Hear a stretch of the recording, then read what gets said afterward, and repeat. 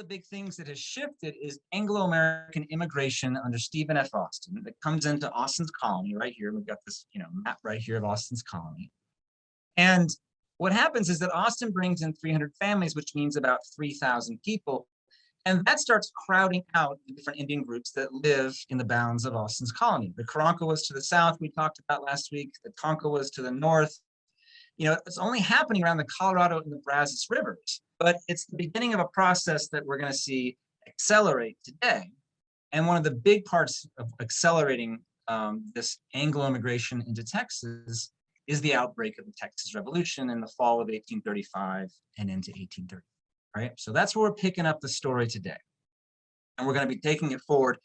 And really, if you're taking notes or writing things down, I would say, draw a big line in your notebook and say, this is the moment of transition, right? The Texas Revolution going forward is this period of massive change for the various Indian groups in Texas, right? And that's really the essential question that we wanted to frame this first part with. How was it that the Texas Revolution and the emergence of the Republic, how did that change the power dynamic for American Indians in Texas? Because it will change them profound and very long-lasting ways, all right? So, as we start the Texas Revolution, I know you guys spend a lot of time on the Revolution. It's one of those things that I think, for everyone's scope and sequence, we probably spend more time with than just about any other part of Texas history. When it comes to Native Americans, I want to emphasize something we've talked about a lot, which is there are a lot of different tribes in Texas. And so there is not any one perspective or even experience of American Indians in Texas during the Revolution itself. All the different groups, all the different tribes had different perspectives and different experiences. But they did have common influence on the revolution in certain ways. One of which is that whether you're Santa Anna over here on the right, or you're the Texans over here on the left, Anglos and Tejanos, in this case, William Barrett Travis and Juan Seguin, they're all thinking about Indian power in Texas when the revolution happens. Both Anglo-Americans, Tejanos, and Santa Anna's regime that comes in with his invasion in February of 1836.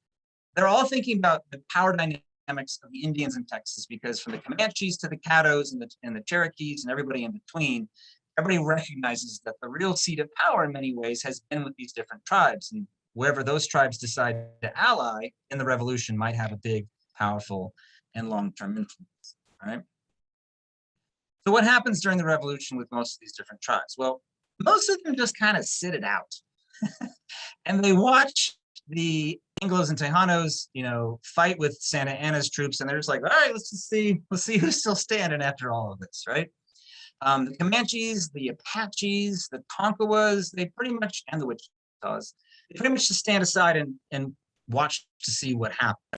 By this point, the Karankawas are pretty much gone, actually. They've been pushed out of the southern portions of Austin's colony, and they've gone down really to South Texas and not completely, but more or less disappeared, right? But there is some groups in East Texas. Remember, we talked last week about the Caddos, the Cherokees, the Shawnees, and they're not marked here, but also the Delawares that came into East Texas, right? These different groups are going to use the revolution as an opportunity, hopefully for them, to get some leverage in getting some land claims settled, all right? And the leader of this will be a leader of Cherokees. His name is variously called Chief Bull or Chief Duwali. You can call him either one. Bull is also spelled different ways in the literature. I'm going to call him Duwali because that seems to be a consistent thing within the literature. This is an artist's rendition of what he might have looked like, but he was a Cherokee chief. And the Cherokees, you guys remember from last week, had come into Texas in the 1820s and asked Mexico for the right to land in East Texas that they could hold on to. Mexico had never granted them any such lands, and so they're kind of squatting there in East Texas. Well, as we get up to the fall of 1835, Chief Duwali here sees an opportunity, and so he goes to San Antonio, where he meets the military commander in San Antonio, Domingo de Ugartecha, who is in charge of the troops in San Antonio for Santa Anna. And Duwali asks him to basically give him and the Cherokees, title to land in East Texas, and they'll side with Santa Anna's troops in whatever fight is coming.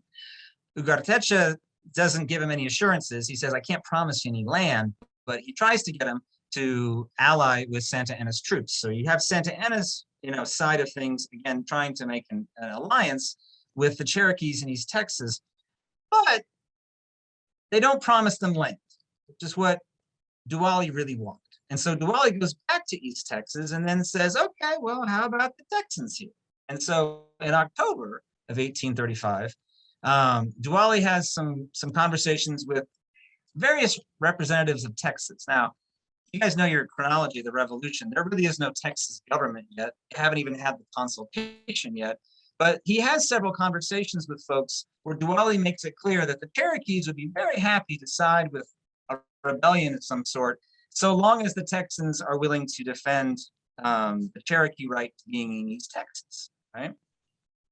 And so when the consultation happens, you guys know that in November of 1835, where the Texans try to get on the same page and they form their earliest government, they haven't declared independence yet, but they recognize that there's a war that seems to be afoot with Santa Anna's troops, and they got to get into the best position.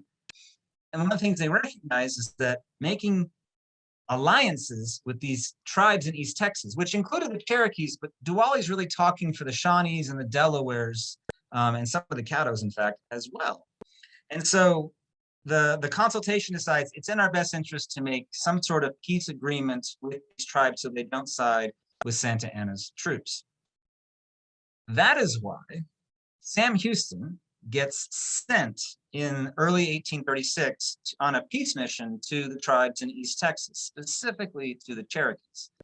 And for those of you who know a little bit about Sam Houston's background, he had a lot of experience with the Cherokees. He lived with the Cherokees for a few years.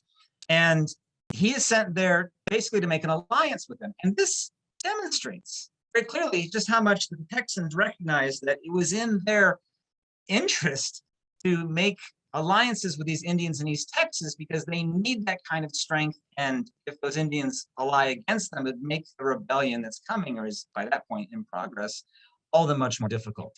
It shows us how much they recognize that Indian power in Texas matter, right? They're willing to go to these lengths to make some sort of alliance. And so Houston spends, a lot of February 1836, when the revolution is really going hot and heavy. He's in East Texas making an alliance and a discussion with Duwali on behalf of a lot of these Eastern tribes.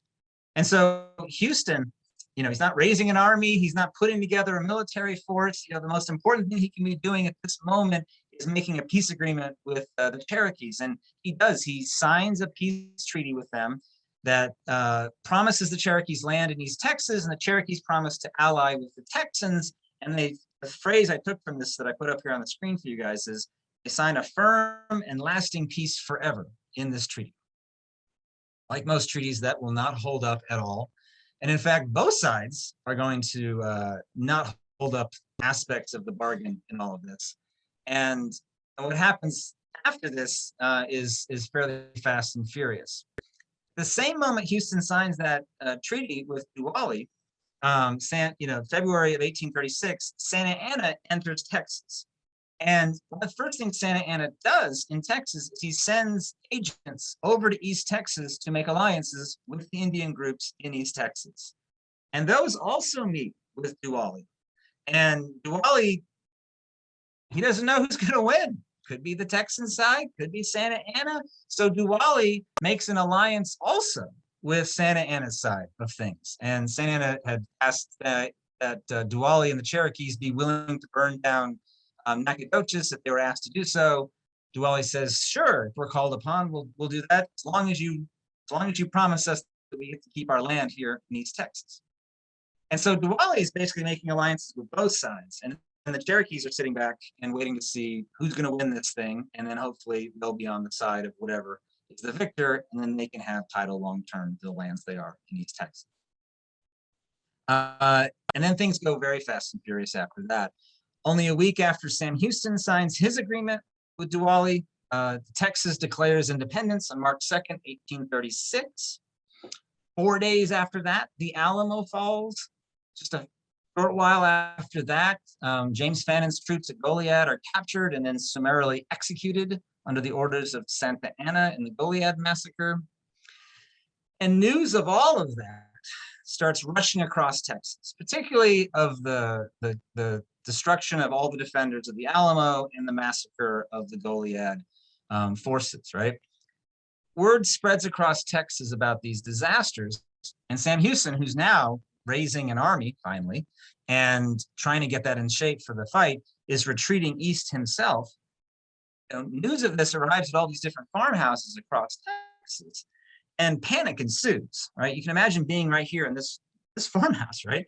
Word arrives of all of that, and these people are terrified and immediately start packing what little they can pack into saddlebags and the wagons, and they start making their way east to get away from Santa Anna's army. And this begins what I know you guys talk about in your classrooms, the Runaway Scrape, what I like to call the grand skedaddle, where everyone's trying to get away from Santa Anna and make their way to Louisiana and safety in the United States. But what we don't talk about a lot is that they weren't just worried about Santa Anna's army. They were also very worried about Indians in Texas might take this opportunity to raid them and defeat or destroy, I should say, these Anglo farms that have been spreading across, Austin's colony and outside even that, right? If you read their diaries and the letters from this era, these people who are part of the Runaway Scrape who are trying to get to safety, they're worried about Santa Anna's army, but they're just as terrified of Indian raids that might be going on at the time, which is important because it reminds us just how much they felt vulnerable to these different Indian groups that had up until then been the major political military powers in the region, right? They're terrified of the Comanches. They're terrified they're going to come raiding across the landscape. That didn't end up happening, right? A few weeks after all that, on April 21st, 1836, the Battle of San Jacinto defeats Santa Anna's army. Santa Anna himself is, of course, captured. It ends the Texas Revolution, right? And at the moment of its independence from Mexico, the population of Texas is really telling in terms of how power has shifted in just the last couple of years.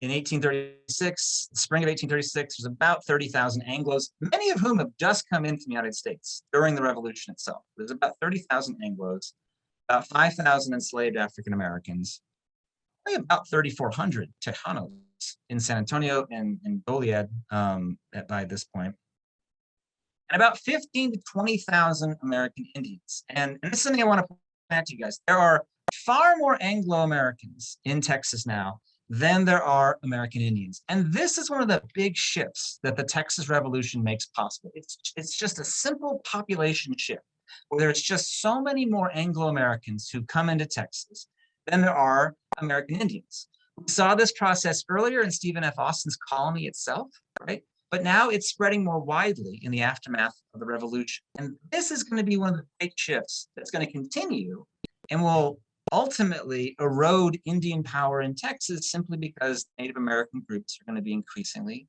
outnumbered. Straight up and as simple as that, right? And now that the revolution is complete, there's this new thing called the Republic of Texas, and the status of Indians in Texas is also going to change pretty dramatically in the aftermath of the revolution, right? There are still lots of different groups of different Indians in Texas, but now they're no longer under Mexico. They're under the Republic of Texas.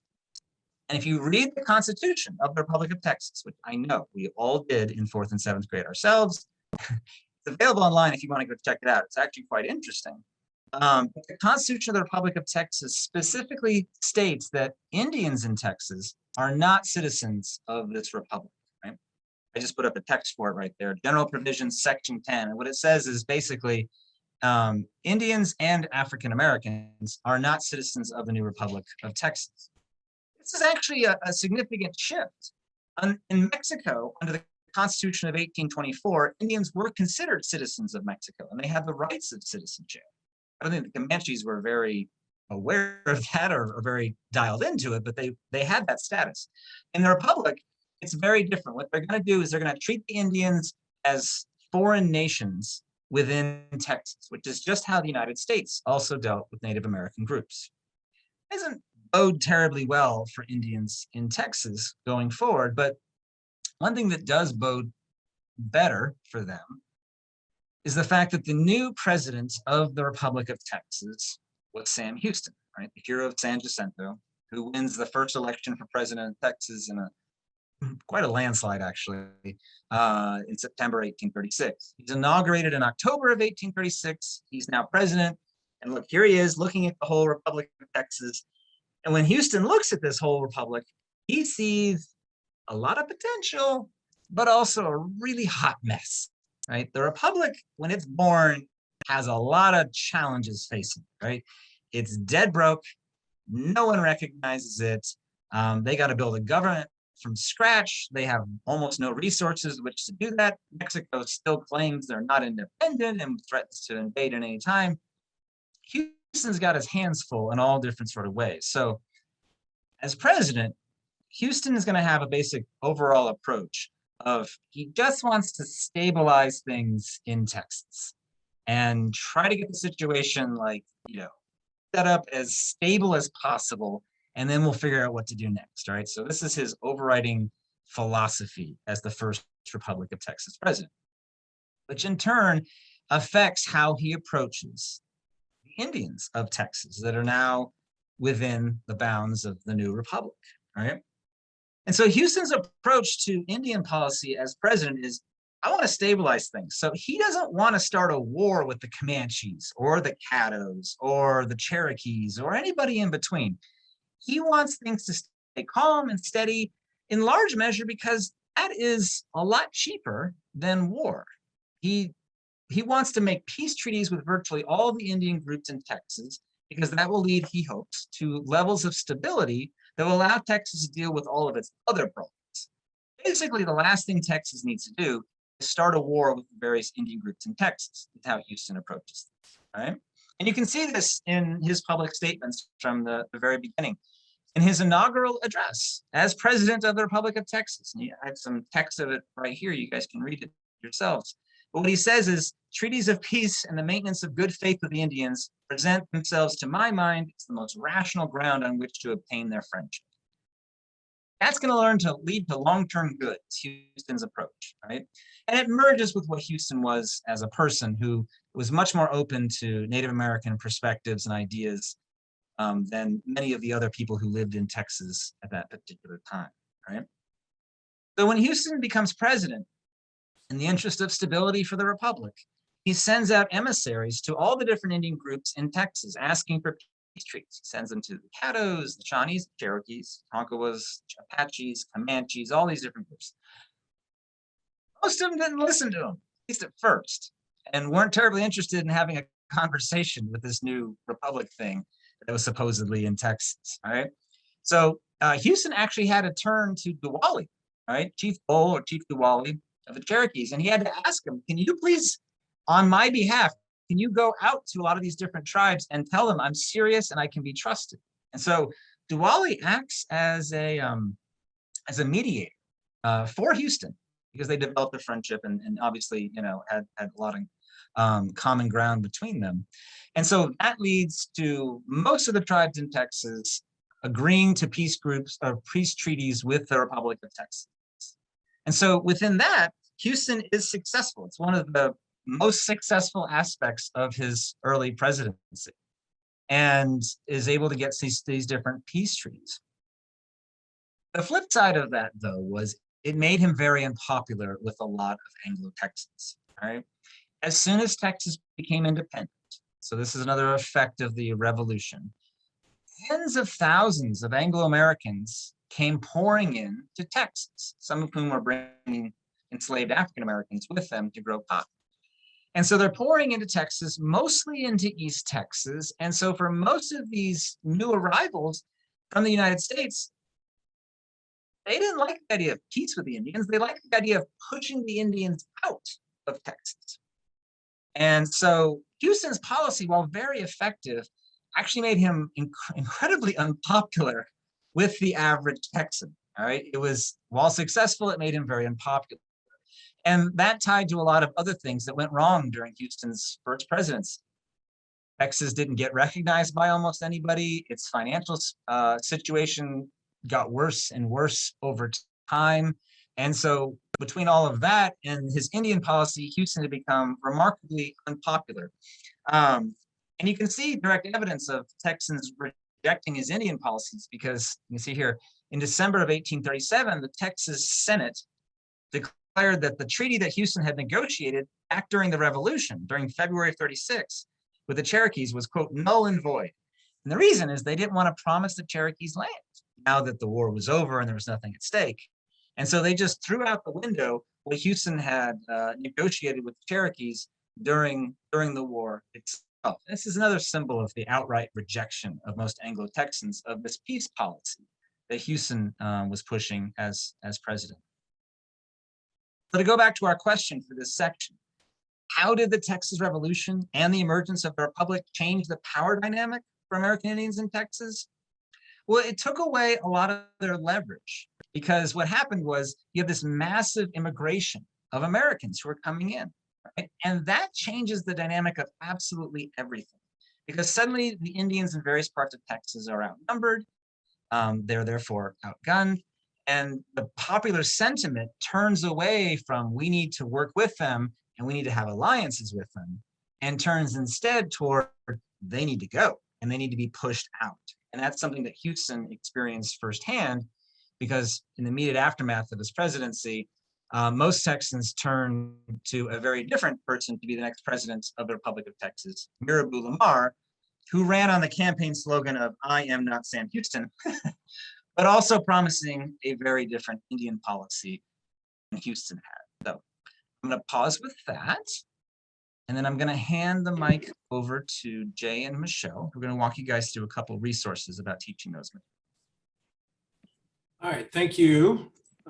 So we kind of went over the top on this this week, and the idea behind it was just really kind of we found some really good primary sources that we wanted to pass along on to you guys today. But Michelle wants to talk about the use of what you're going to see in some of these primary sources, because we saw some comments that need to, so you guys kind of understand where we're coming from on those. So Michelle? Yeah, so one of the things that we haven't talked to you guys about this session, or for this series actually, is about the use of primary sources in your own classroom. I'm sure many of you are pros at it, but we just wanted to pause and talk about the use of it. Inside of our own classrooms, vocabulary is also very much a struggle. It's a struggle for any seventh grader, and that's going to be a struggle that we see throughout primary source documents. So that's one of the reasons that Jay and I have already gone through them and taken out some of the sections that just don't make sense to average seventh graders. But still, there's going to be vocabulary struggle. There's no way around that. So our goal with that is to really teach context reading, right? And if there is a vocabulary struggle, we highly suggest that you just read that excerpt with them. That's what I do with my own students. I don't typically give, especially in the very beginning, I don't typically give out primary source documents and say, okay, read through that and analyze and see what you think, because they're not going to get it. They're not going to get the important parts, and they're certainly not going to be able to understand it as much as they need to. So what I do is read through it with them. Actually, I read through it about 5 times. This probably drives my students nuts, but it's completely necessary in situations like this. And so I'm going to open up the first hook document just to give you an idea of what I do in my own classroom with this. Again, I would read through this transcript. First of all, this is a newspaper article of a Comanche attack. It's in 1836, and it's incredibly gruesome. So this makes a really good hook activity for the kids. But I would read through this entire thing probably 3 to 5 times. The first time I would just read through it completely and see if they grabbed anything out of it the first time. And then the second time I would read through and really highlight the important stuff in it. And then the third time that I read through it, I would say, all right, now you're listening for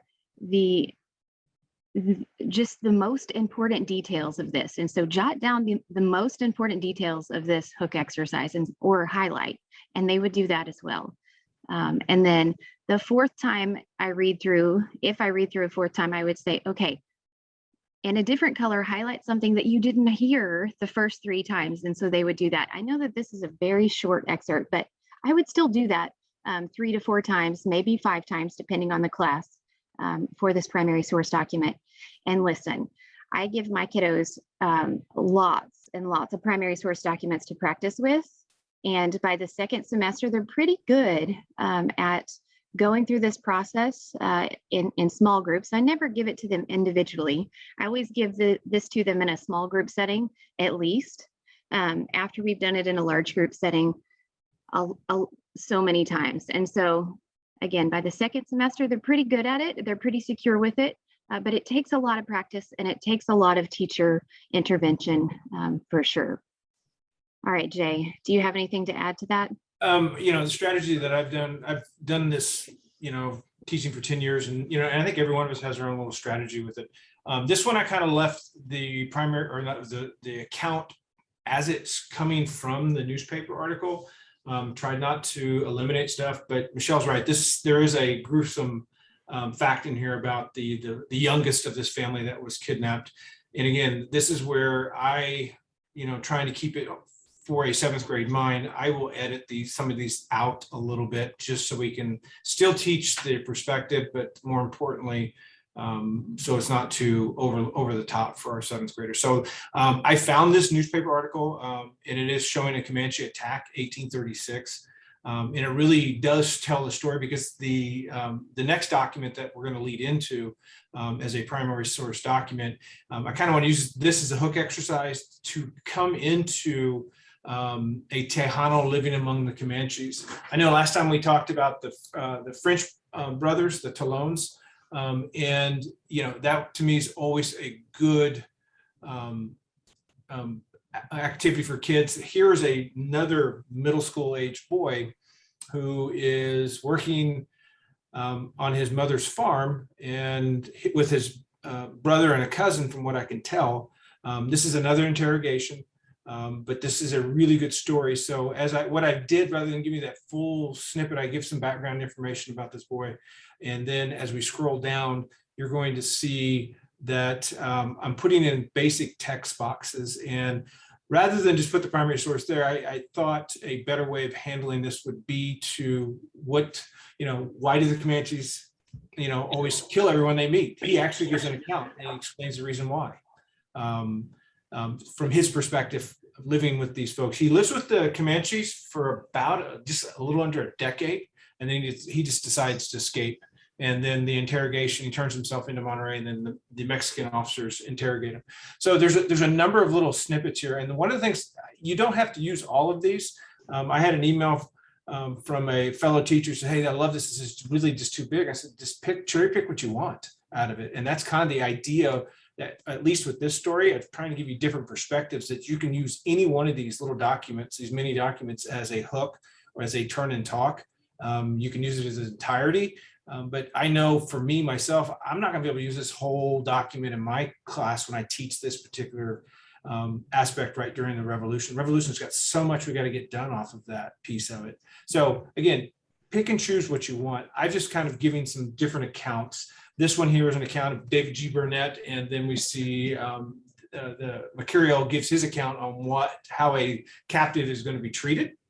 And then if we scroll down just a little bit further, we're going to see, I felt that this was a really good little off-the-wall activity about why the Comanches feel like the shield is important to them. And I did not know this, but I learned from him that it actually has a sense of reverence to them. So in the lesson plan, I have actually got this account for you at the very bottom of the primary sources. And then I believe we scroll down to the very back end of this.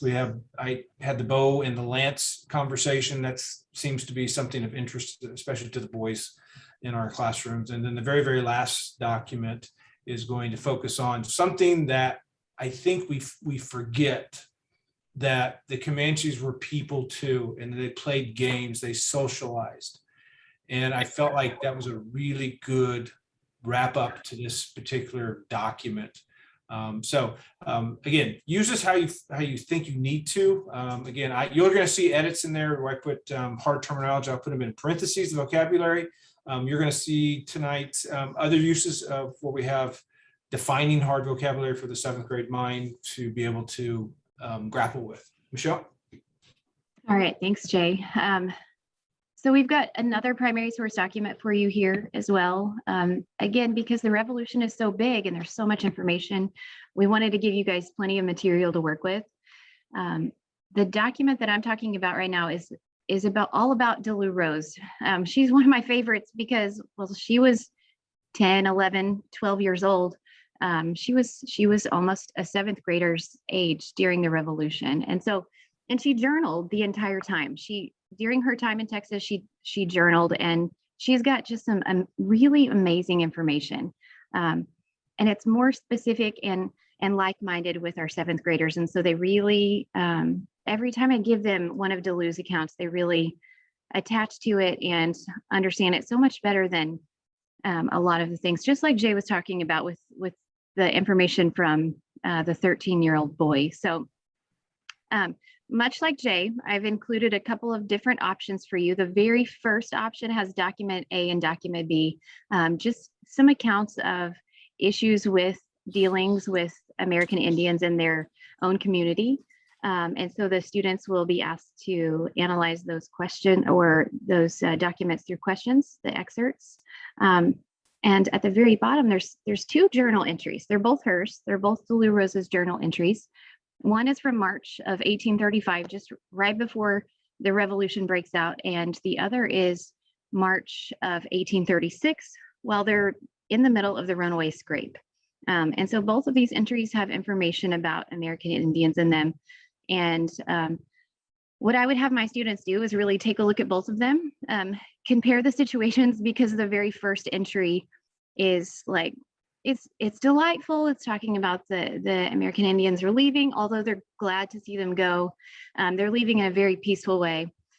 And then the next one, as we all know, the Runaway Scrape is just awful.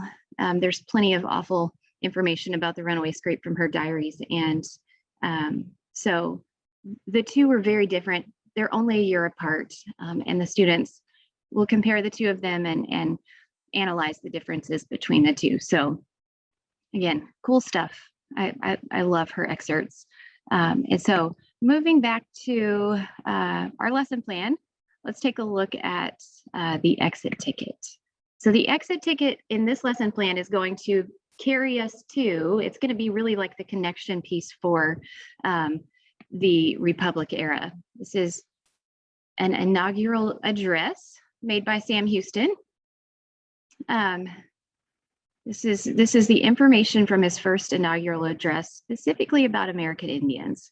And so we went ahead, we took that out. We didn't put the entire address in there because it's, number one, it's in a newspaper and it's kind of hard to read. And number 2, it's incredibly long. If you know anything about Sam Houston, he's a man of many words. And so we just took the snippet about how he wants to address Native Americans inside of Texas. And he sets it up in a very good way. He says, hey guys, they're not our enemies and we're not going to treat them like that. And so this is not a peace treaty, but it really like leads you to believe that there very soon will be some kind of peace treaty protecting them. And so students are asked to state their hypothesis about, like, is this going to be successful in Texas or not?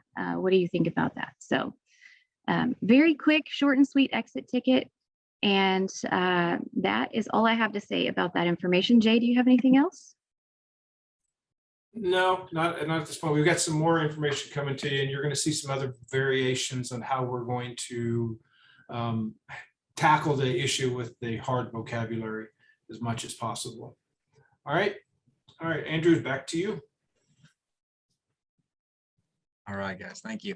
All right, so it's a lot of good material. I got to say, I love Louise Rose. I just said that in the chat, but her stuff is really powerful for the students. And you know, like Michelle said, she turned 11 years old on the battlefield of San Jacinto right after the battle itself had actually happened. And there's so much in her memoirs that are just really fantastic. And I love her because she is a voice that sort of, represents the world in which, Mirabeau Lamar becomes president. So to pick our story back up with Mirabeau Lamar, he becomes president really as a reaction to Sam Houston. People who had loved Sam Houston just a couple years before that turn against him because the Republic is failing in so many ways. And one of the big ways that they didn't like him is in his policy towards American Indian groups, right? And so Lamar represents another big shift. All right. So again, if you're writing down your notes, I would write down big shift with Mirabeau Lamar, because his presidency marks this rapid declension that arrives after that for different Indian groups in Texas. And so our essential question that leads on that for this section is, how did the presidency of Lamar and the annexation to the United States that happens not too long after weaken the position of American Indians in Texas? Because it will tremendously, right? Let's walk through how that process happened. And I love that we get a lot of double duty here, because we talk about the revolution, we talk about the Republic. Lamar's in the teaks, obviously. The Native American groups aren't in the most explicit ways, but to understand Lamar's presidency, you have to understand the policies he took towards the Native American groups in Texas. And Lamar just, he hated Indians. I mean, there's no nice way to put that, or any way around the most, crass way of understanding it. He did not like Native American groups, period. We talk about Houston's background as his experience with the Cherokees, which is so well known, that made him much more sympathetic to Native American groups in Texas.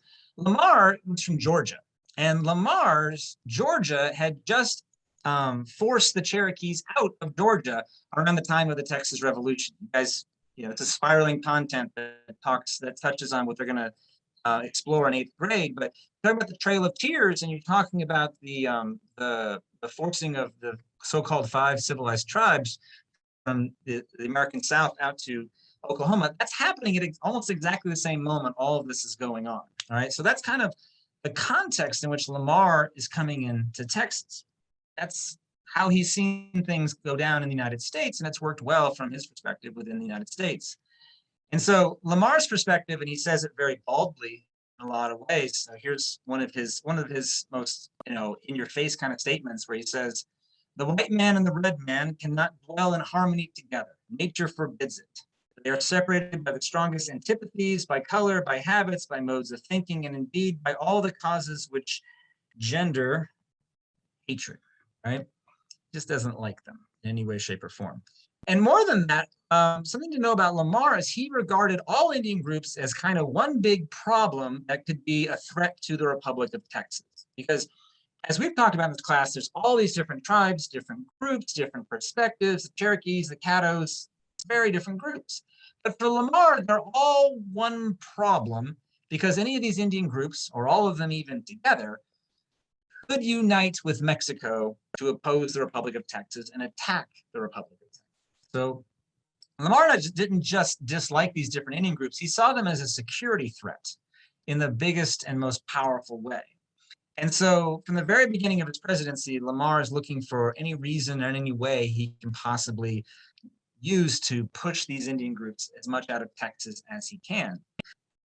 And a gift arrives for him in May of 1839, when there's a letter discovered that showed that the government of Mexico was trying to contact Indians in East Texas to make alliances so that they could attack the Republic of Texas. Basically, what Lamar feared, Mexico was trying to do, which was to contact and make alliances with Indians in Texas to attack the Republic. It didn't happen. None of the Indian groups in Texas allied with Mexico explicitly in those kinds of ways. But for Lamar, this was enough of a smoking gun, and the danger was too real to be ignored from his perspective.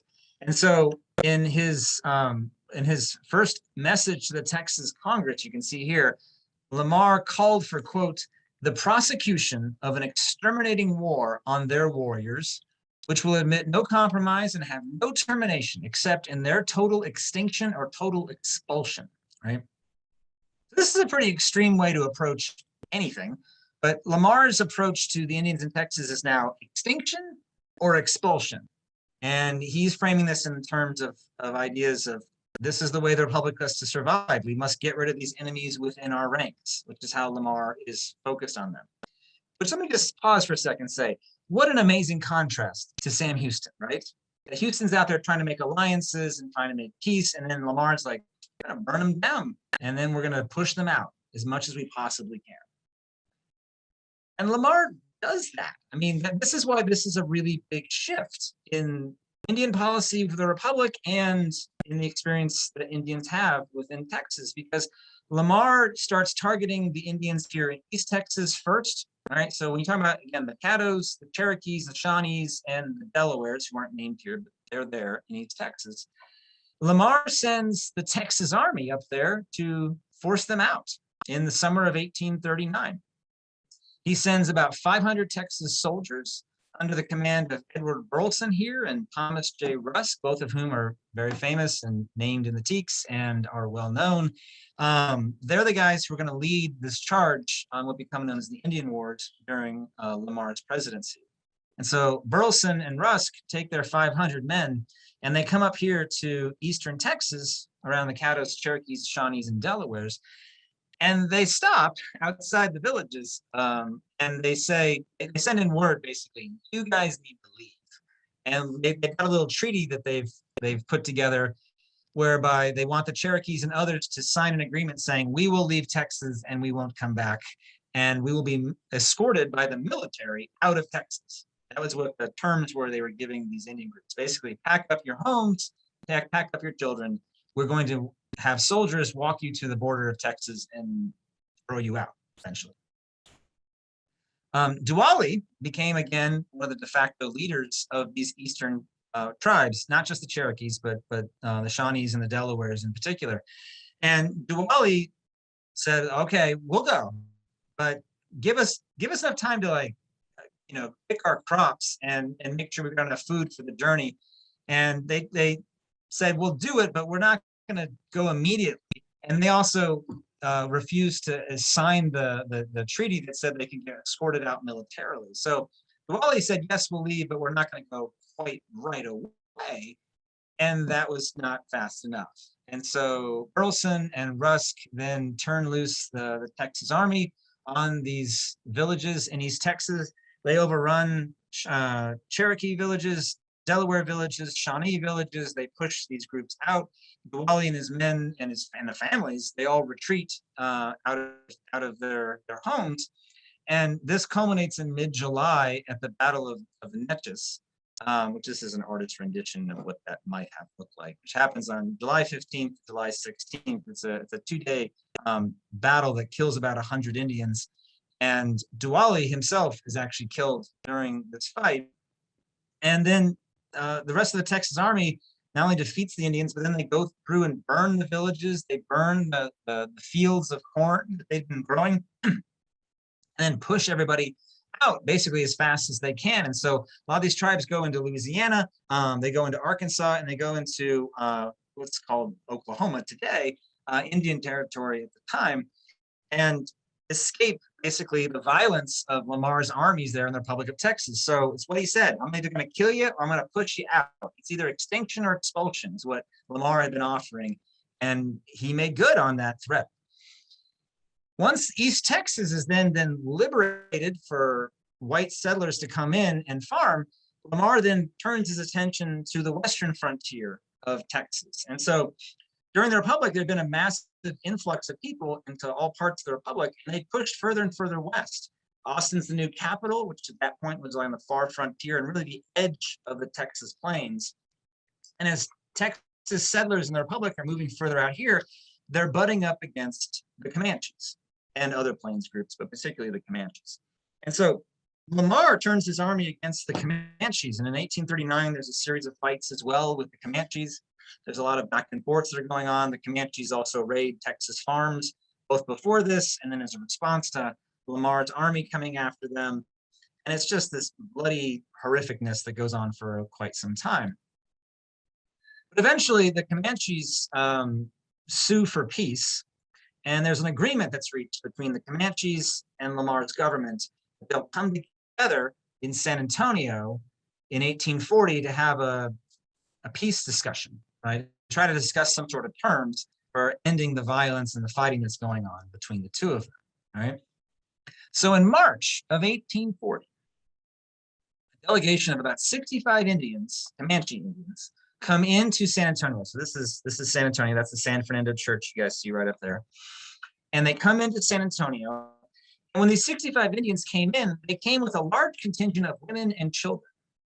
You guys will remember, I hope, from a couple of earlier weeks, we talked about that was a symbol in Indian diplomacy of peace. That if you bring women and children with you, you don't obviously mean to have a fight because you wouldn't risk them in bringing them. So this was an open gesture of peace that the Comanches are bringing in so many women and children with them, about half their party.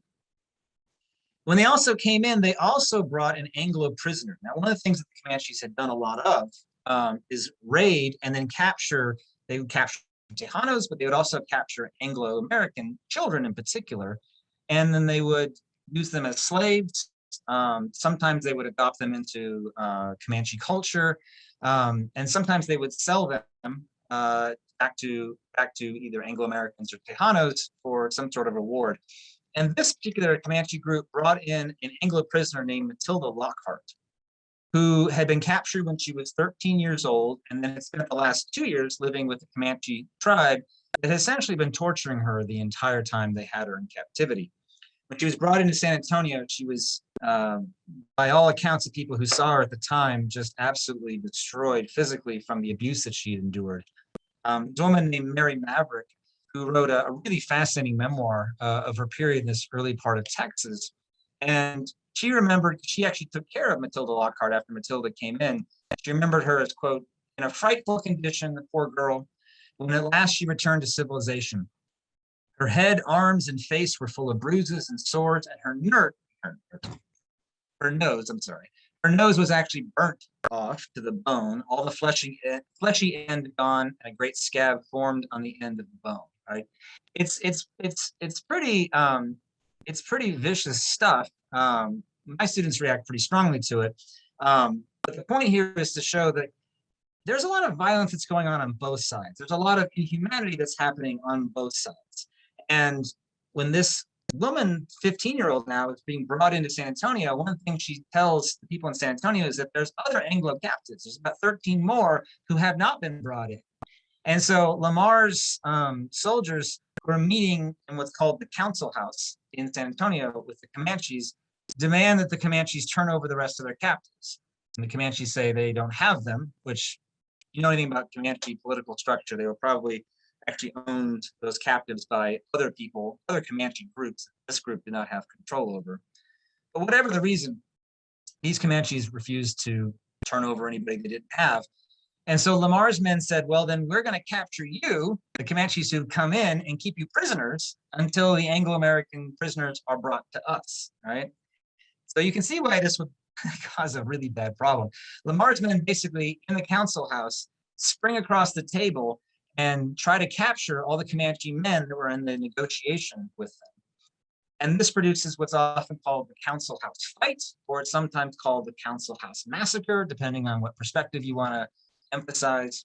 But what ends up happening is that Lamar's men, who are armed, attack the Comanches in there, and the Comanches fight back, and there's about 35 Comanche warriors who are killed in this fight, which, again, this was supposed to be a flag of truce.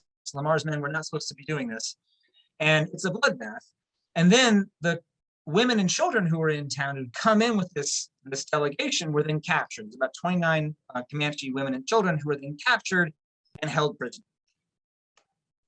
This leads to one of the biggest Comanche raids in all recorded history, right? Because in response to this, so the council house fight / massacre is in March of 1840. Fast forward to August 1840, just a few months later, and the Comanches come tearing down. There's about 500 Comanche warriors. Just think about that one. 500 Comanche warriors that come tearing down the plains right here along the edge of Anglo settlement. And they come down here and they raid along the way. They burn farms, they destroy plantations, they destroy everything they come across. They get to Victoria, Texas, and they burn it to the ground. And then they make their way to the coast, Linville, and then burn that to the ground. In fact, people in Linville like get out in boats and like get out into the Gulf to get away from the Comanches as they burn the place to the ground. They absolutely destroy everything. Enormous amount of violence, property destruction, and loss of life. What do the Texans do? They respond in kind. And so Lamar sends Texas Rangers after the Comanches, and there's a big fight at a place called Plum Creek, which happens pretty near Lockhart, Texas, which is south of Austin today. And there's a big fight there that Comanches lose most of that battle, and the Comanches then retreat back further north into the modern day Texas Plain Panhandle region right here. Okay. The reason that's all important is because it did two things. It pushed back the Comanches further back, and it also weakened the Texas frontier because of all the violence meant a lot of Texas settlers in the Republic start retreating east because they just don't want to put up with all the wanton violence that's happening out there, right? So at the end of Lamar's presidency, which is only 2 years, by the way, that's how long he was president. That's it, 2 years.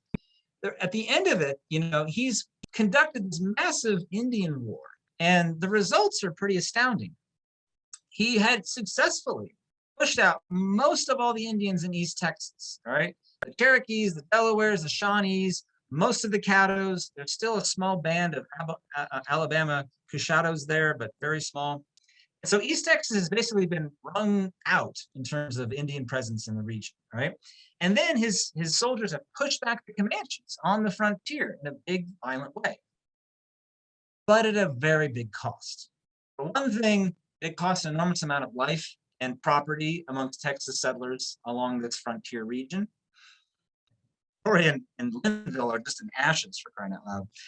But add to that the fact that the army that Lamar had put into the field for all this had cost an enormous amount of money. We're talking millions and millions of dollars that the Republic of Texas just did not have. So by the end of Lamar's presidency, the Republic is spinning into the floor in terms of its fiscal state. I mean, it's beyond bankruptcy, really.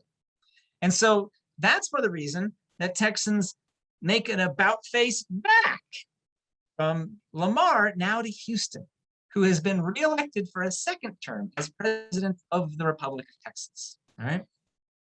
You just see Houston's face right here, right? He looks a little worried because things aren't going terribly well, right? And he's inherited an awful mess from Lamar. Things are far more unstable for all of that violence and all that fighting that had happened, right? So Houston goes back to his peace treaty efforts. And you can imagine like being these different tribes in Texas, right? Imagine being these tribes when Houston's president, they asked for peace, then Lamar tries to kill all of them, and now Houston's president again, he's like, I'm sorry. Look, let's have a little treaty, and I promise peace for at least the 2 years I'm president.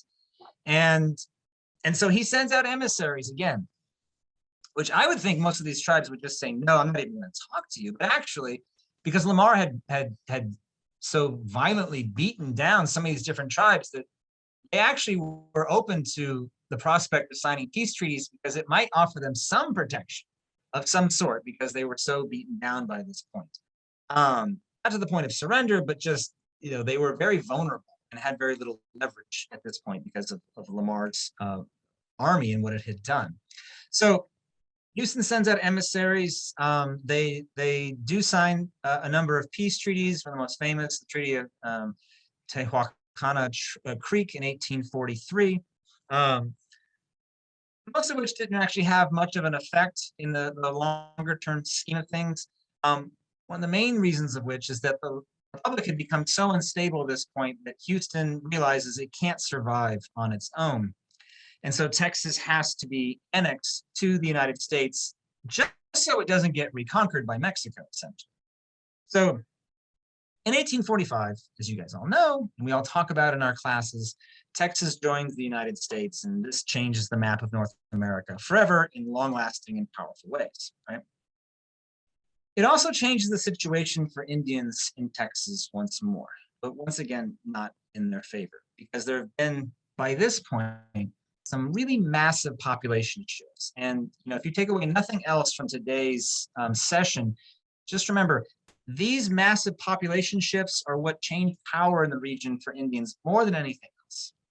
You guys remember in 1836, we talked about there are approximately, 35,000 to 40,000 non-Indians in Texas. By the end of the Republic, right, 45 to 47, there are 140,000 non-Indians in Texas. What does that mean? It means 100,000 people came into Texas between the beginning of the Republic and the end of the Republic. 100,000 people. How many Indians were there in Texas? 1936, 15 to 20,000. So just in sheer numbers alone, the people who are coming in from the United States vastly outnumber and overwhelm the Indians in Texas. And that gets even, those numbers go up from there, right? In 1850, when they do the census, the first US census in Texas, there's about 200,000 non-Indians in Texas.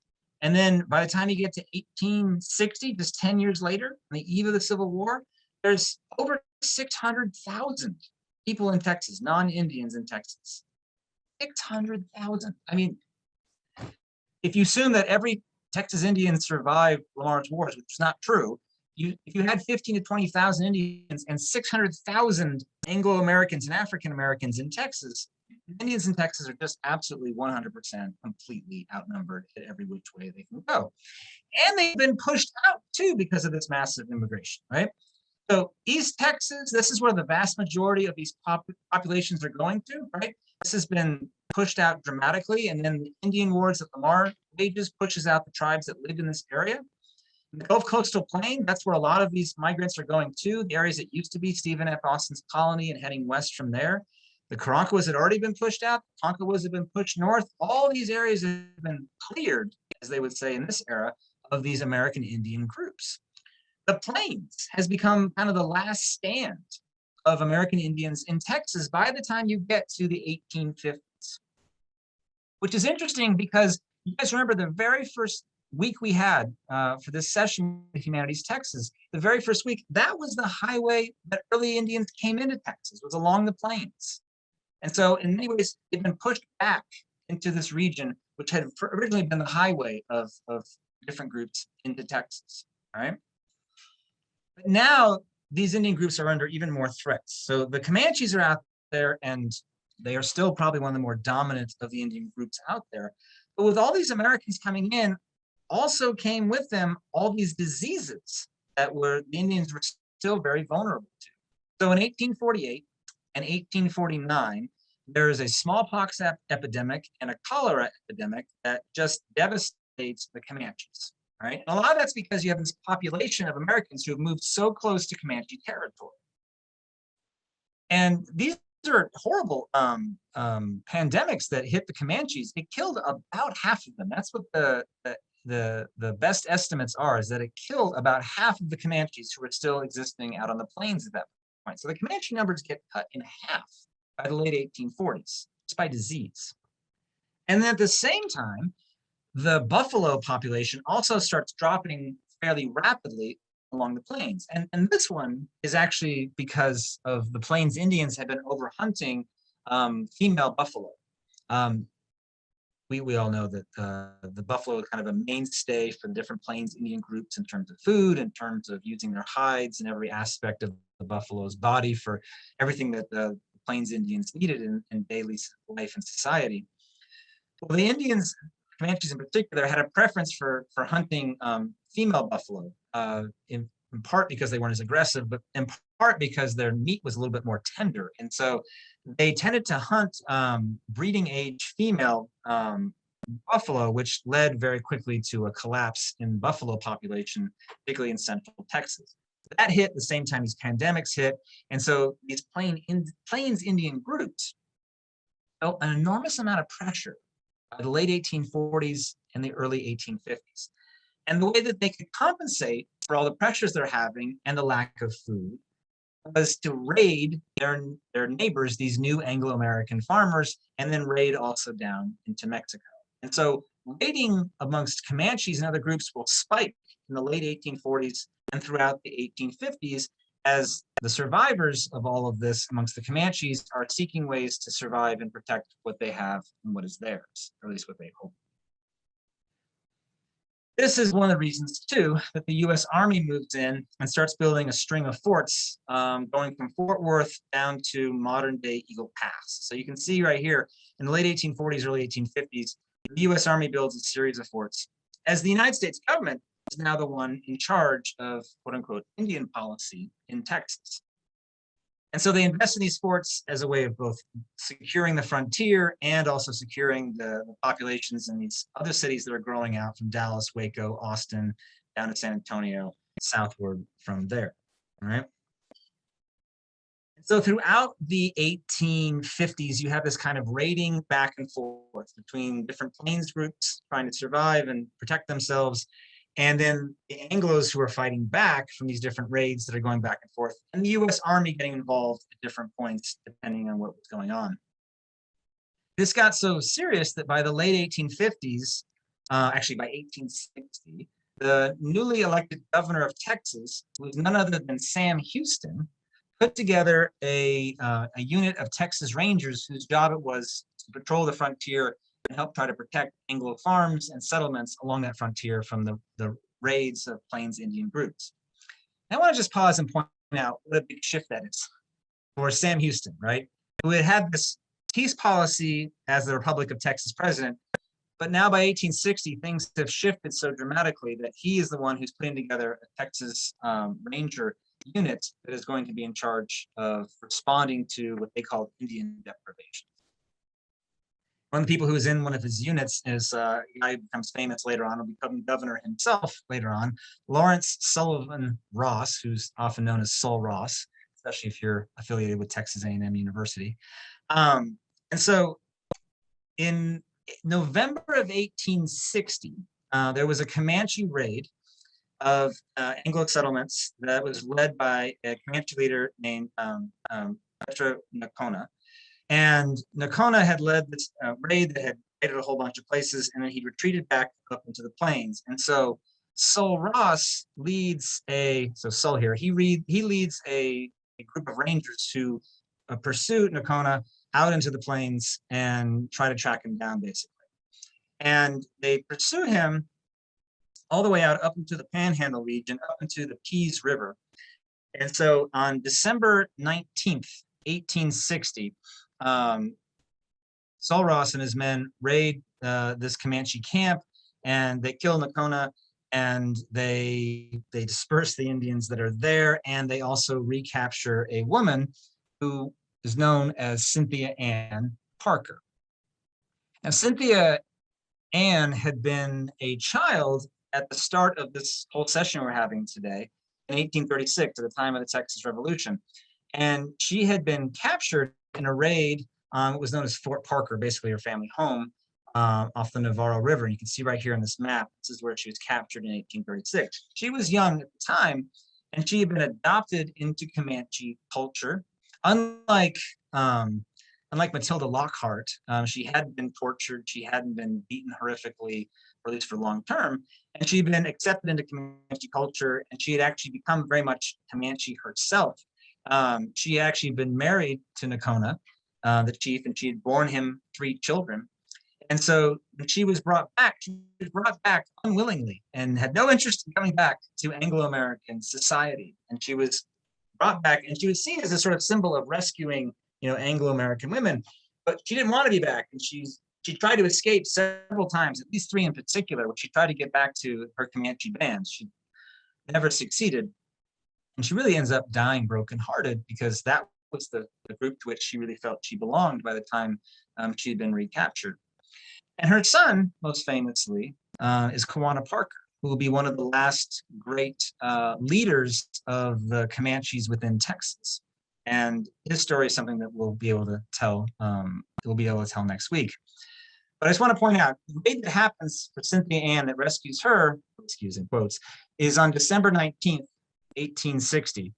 The very next day is when South Carolina secedes from the United States and begins the conflict that will ultimately lead to the American Civil War.